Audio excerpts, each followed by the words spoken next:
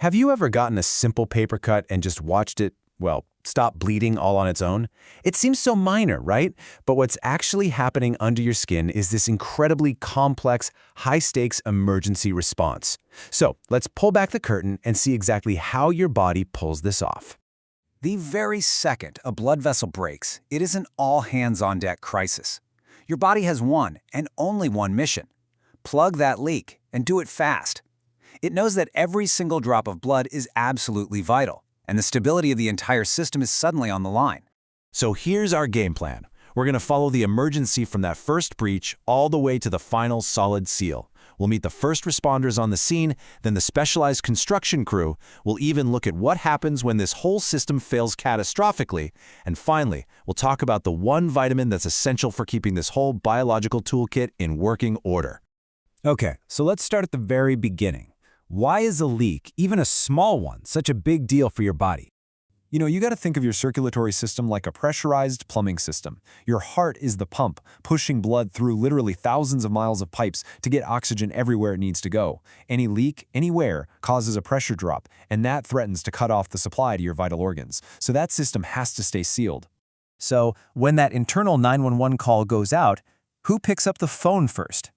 Well, that would be the platelets. This slide here, this is perfect. It's basically the whole story in 3 acts. It all kicks off with primary hemostasis. That's where platelets rush in to form a quick, temporary patch. Then comes secondary hemostasis, when the real heavy-duty construction crew arrives to build a strong, permanent seal. And finally, you've got tertiary hemostasis, which is the cleanup crew that dissolves the clot once the vessel has healed up. So imagine these tiny little cell fragments just floating around your bloodstream, basically on standby. The moment they sense a tear in a vessel wall, they instantly change, becoming super sticky. They rush to the injury site and start piling on top of each other.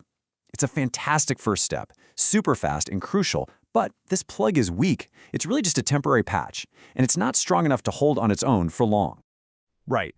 For a real, lasting repair, the body needs to bring in the big guns, the specialists. And this is where we get into this amazing, intricate process called the coagulation cascade. Okay, so the ultimate goal here is to create a strong web-like mesh. The main building material for this web is a protein called fibrin. But fibrin can't just be floating around all the time ready to clot, right? So it exists in an inactive form called fibrinogen. The very first step is to convert it. So how does that happen? Well, an enzyme called thrombin acts like a tiny pair of scissors, snipping fibrinogen to activate it into fibrin. But, and here's the key, thrombin also starts out inactive as something called prothrombin. You're starting to see the pattern, right? It's a whole chain reaction of one thing activating the next. So what lights the fuse? It's something called the extrinsic pathway. When the tissue outside of the blood vessel gets damaged, it sends out a chemical alarm called tissue factor.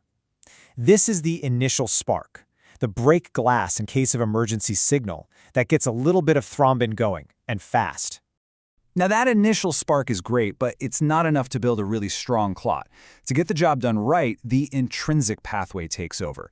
This is a much bigger chain reaction involving a whole series of clotting factors that are already inside the blood. We're talking factors 12, 11, 9, and 8, and their job is to massively ramp up the production of thrombin. This creates a really powerful and sustained clotting response. And here we have the grand finale. Once all those fibrin threads have formed a net over that initial platelet plug, one last specialist, factor 13, comes in. Think of it like a welder. It cross-links all those threads, weaving them together tightly.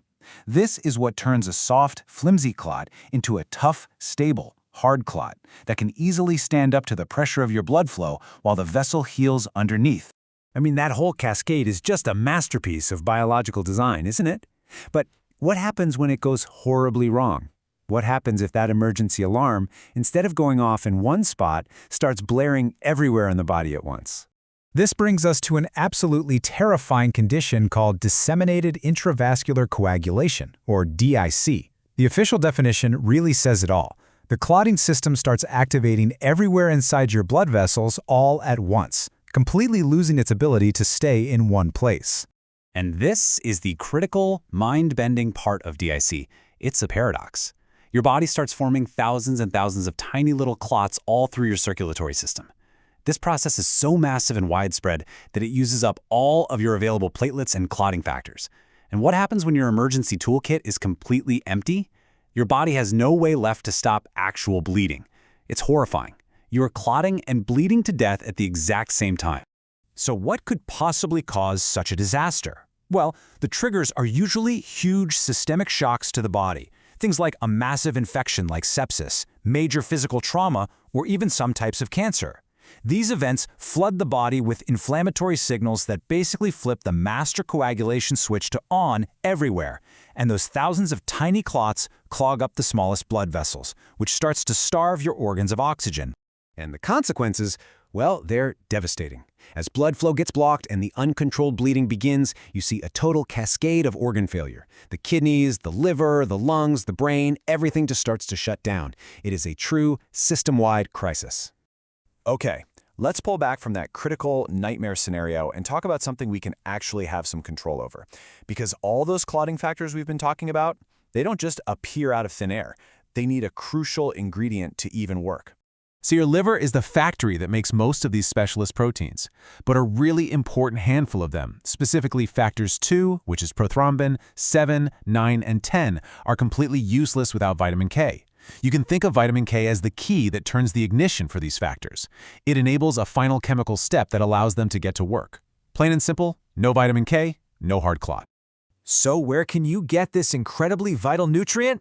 Well, the good news is it's mostly in leafy green vegetables. Some of the absolute best sources are things like Brussels sprouts, broccoli, and spinach. They are just packed with it. Eating these foods is a direct way to make sure one of your body's most critical emergency systems is always ready to go. And just to complete the picture, there are really two main forms of vitamin K. There's K1, which is the one we get from eating plants. But we also have these friendly bacteria living in our gut that produce another form, K2, which gives us a whole second source for this essential clotting ingredient.